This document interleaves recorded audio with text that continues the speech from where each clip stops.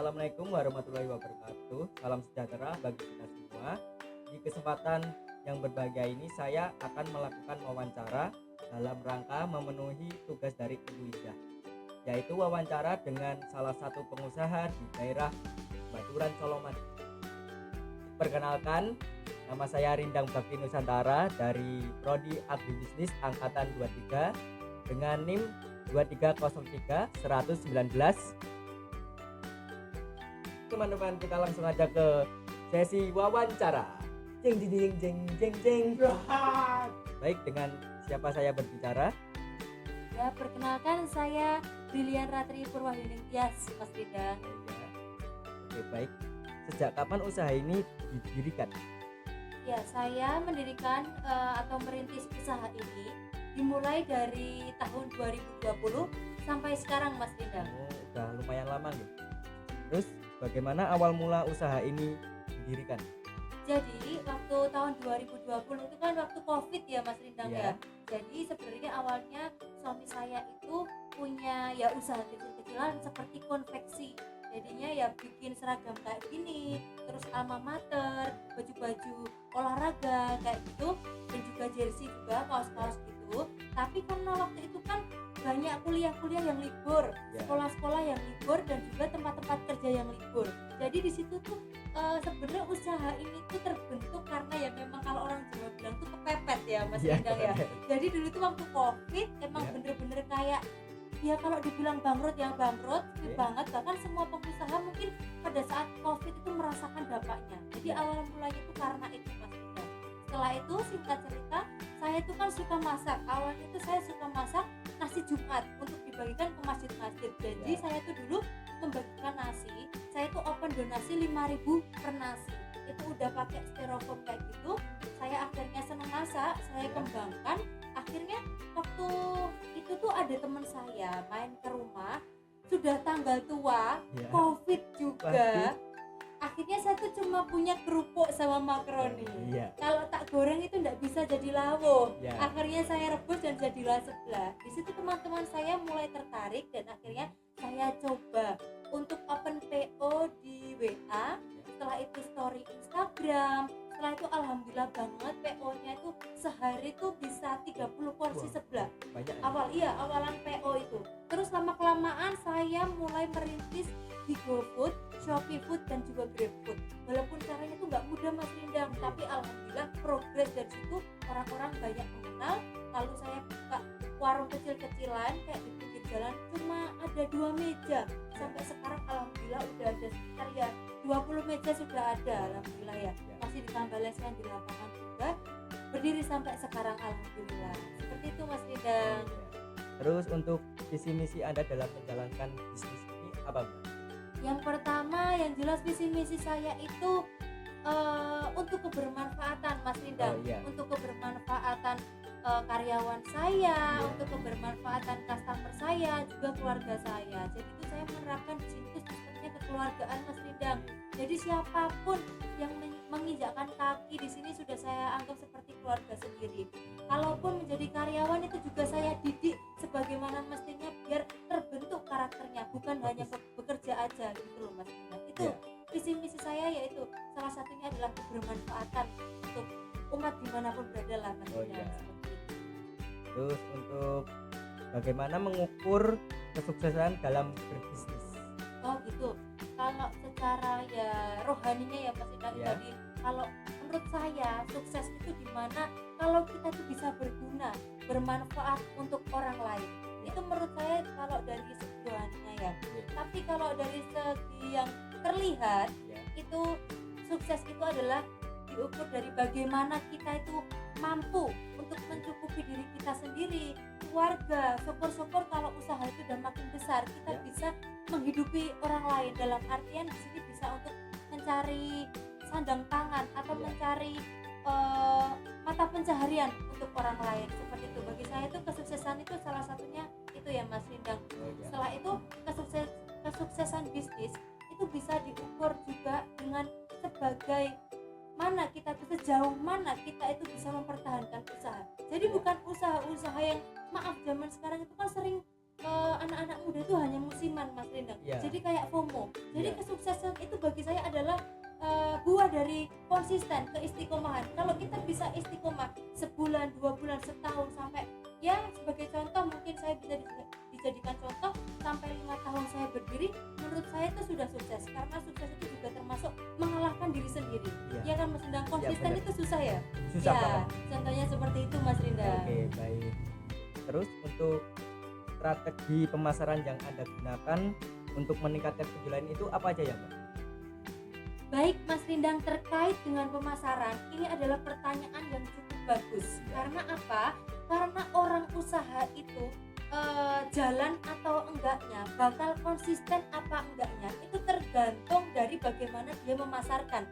Karena kalau pemasaran atau marketing itu tadi pas dengan targetnya, pasti usaha itu gampang mengelolanya.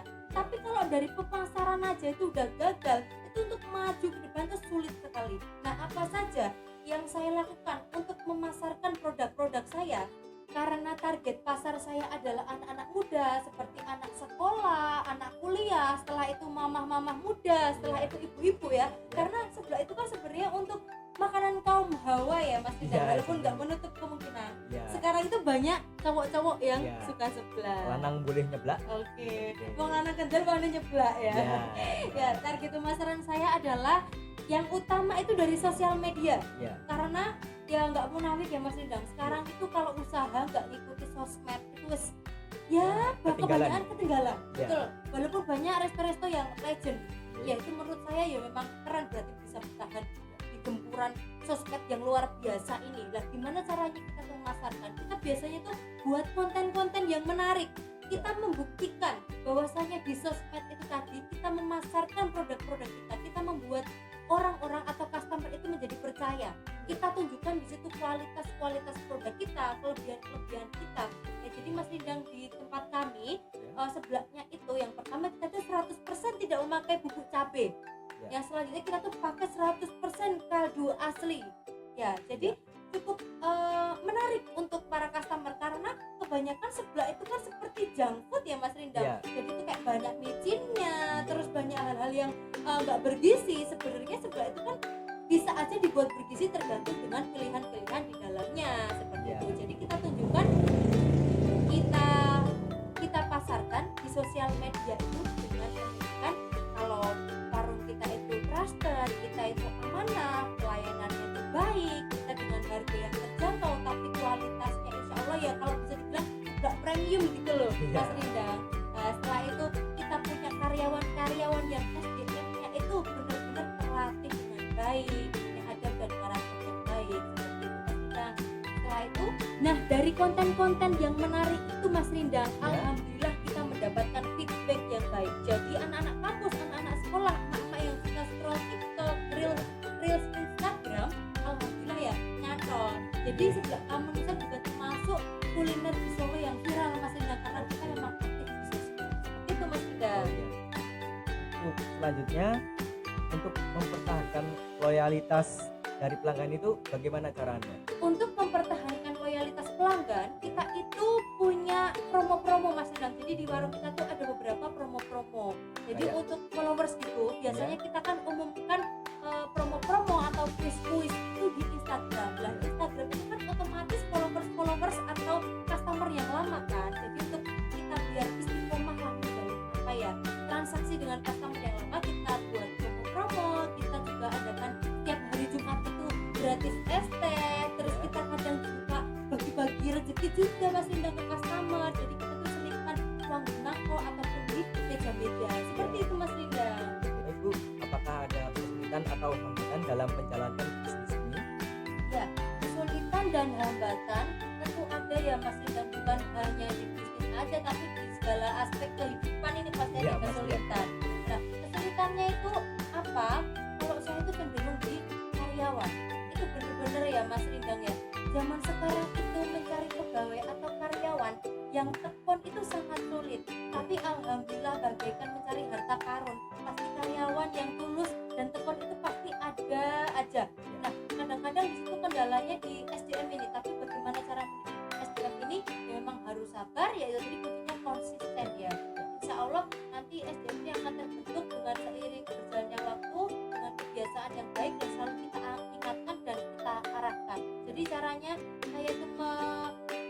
hambatan ini adalah dengan sering-sering berkomunikasi, sering-sering sounding, sering-sering briefing dan evaluasi.